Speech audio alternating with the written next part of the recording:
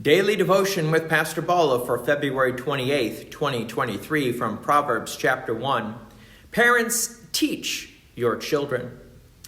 Previously, we heard Solomon write in Proverbs chapter 1, verse 7, "The fear of the Lord is the beginning of knowledge.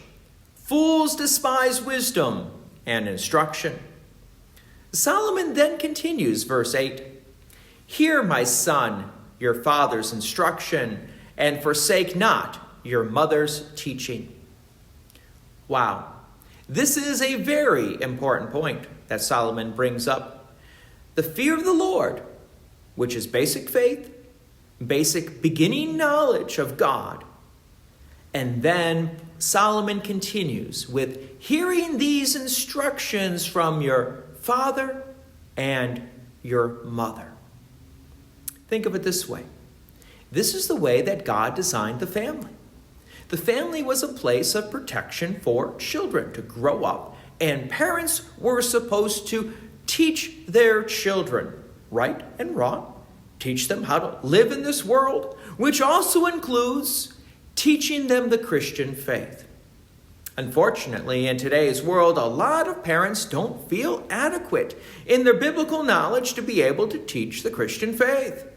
So they want the church to teach the Christian faith. Well, nothing wrong with people like me teaching my junior high confirmation class about the Christian faith. And of course, we use Luther's Small Catechism for that teaching. However, a better way would be for moms and dads to teach the Christian faith to their own children. So why do I say this would be a better way? Well, consider this. Children do have a special relationship with their mom and dad, which is usually stronger than my relationship with my junior high confirmation class. Besides, there's also other reasons. Children are always watching what their parents say and do. And yes, as parents, we make mistakes. And our children watch how we handle those mistakes. And our children also watch how we handle Christian instruction. Do parents value God's word so much that they have daily devotions on their own for their own family? Do parents value God's word so much that they find themselves in church every single week?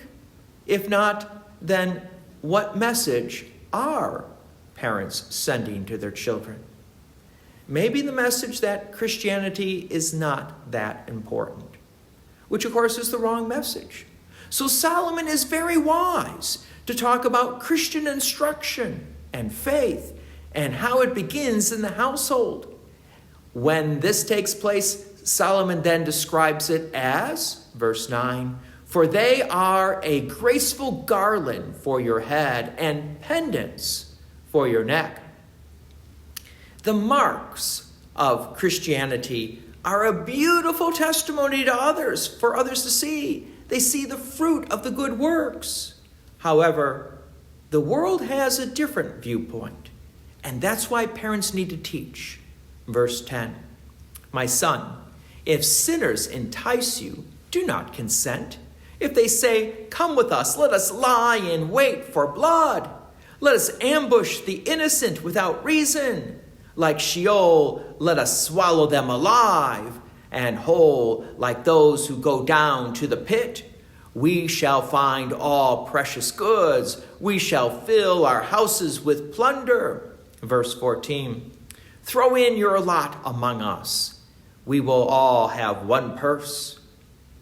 My son, do not walk in the way with them.